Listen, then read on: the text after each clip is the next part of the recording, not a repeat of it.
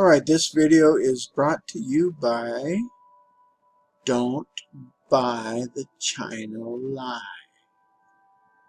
This is a hoodie. I'll be adding t-shirts and what have you. But there's the back. Don't buy the China Lie. Let's take a look at the front.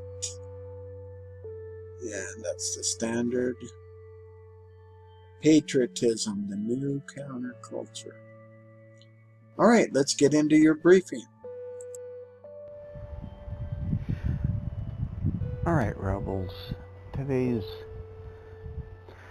briefing is on my phone, so this is kind of an experiment, so be brave. So this is from the Epoch Times, April 29th, 2020, by Frank Fang, F-A-N-G. U.S. lawmakers urge action to address political crisis in Hong Kong. Pompeo responds. A bipartisan group of 8 U.S. lawmakers is calling attention to Hong Kong's deteriorating autonomy amid the pandemic. In a letter dated April 28 to Secretary of State Mike Pompeo, Hong Kong, a former British colony, was transferred to Chinese sovereignty in 1997, with Beijing promising that under the one country, two systems model, the city would maintain its autonomy and essential freedoms not afforded in the mainland. But recent examples of Beijing's interference in local affairs has drawn international concern. Hong Kong's future is of great importance to the United States and to the international community, wrote Senators Marco Rubio, Republican, Florida, Ben Cardin, Democrat, Maryland, Jim Risch, Republican, Idaho, and Bob Menendez, Democrat, New Jersey, and Representatives James McGovern, Democrat, Massachusetts, Chris Smith, New Jersey.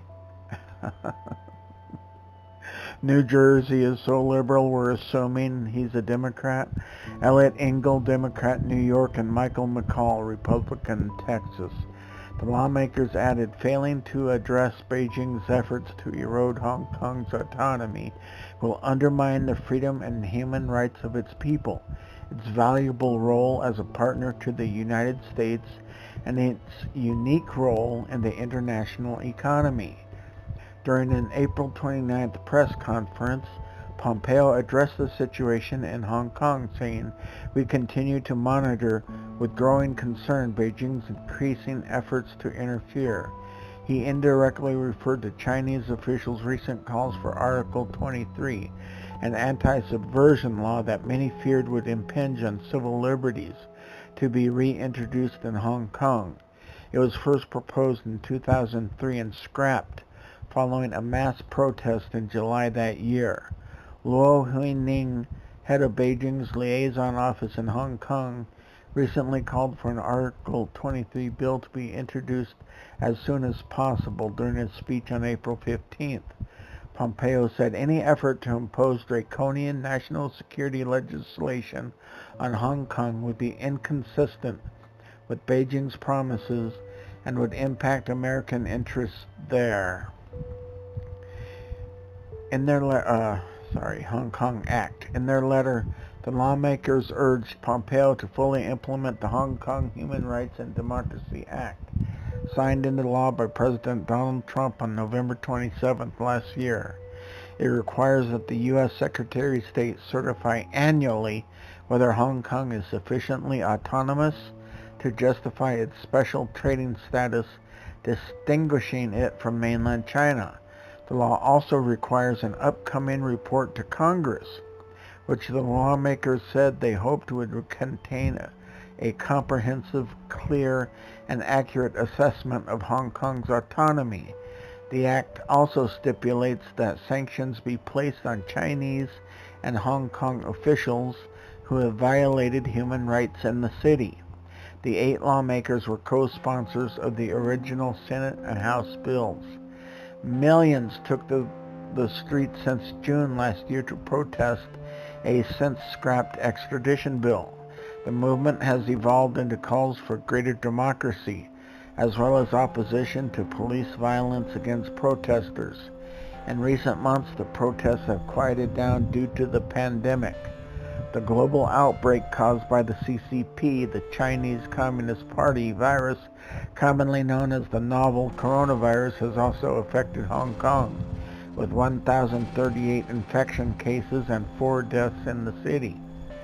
Recent events. Hong Kong police arrested 15 pro-democracy activists on April 18th for allegedly organizing or participating in unauthorized assemblies. The arrests included 81-year-old Martin Lee, a pillar of the pro-democracy movement in Hong Kong and staunch advocate of the rule of law and peaceful protests, the lawmakers wrote.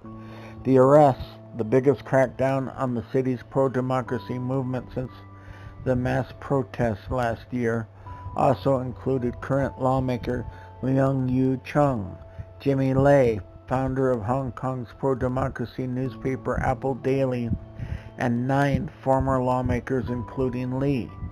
International outcry followed, including from over 30 members of the European Parliament.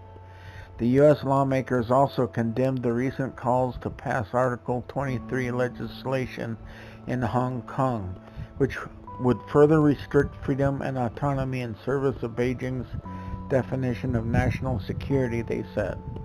The U.S. lawmakers chided the Liaison Office in Hong Kong and Macau Affairs Office, Beijing's highest agency for managing Hong Kong affairs, for their recent remarks about not being bound by Article 22 of Hong Kong's basic law, the city's mini-constitution. No department of the Central People's Government and no province, autonomous region, or municipality directly under the central government may interfere in the affairs which the Hong Kong Special Administrative Region administers on its own in accordance with this law, Article 22 states.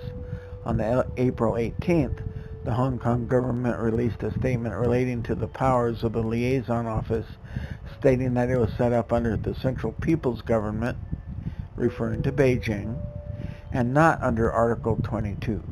Chinese agencies in charge of Hong Kong subsequently defended this interpretation. On April 20th, Hong Kong's pan-democratic lawmakers held a press conference saying the claim that the liaison office is not bound by Article 22 was the gravest assault on the one country, two systems model, according to local outlet RTHK. The Hong Kong and Chinese government statements risk further diminishing Hong Kong's autonomy, the U.S. Senator's letter read.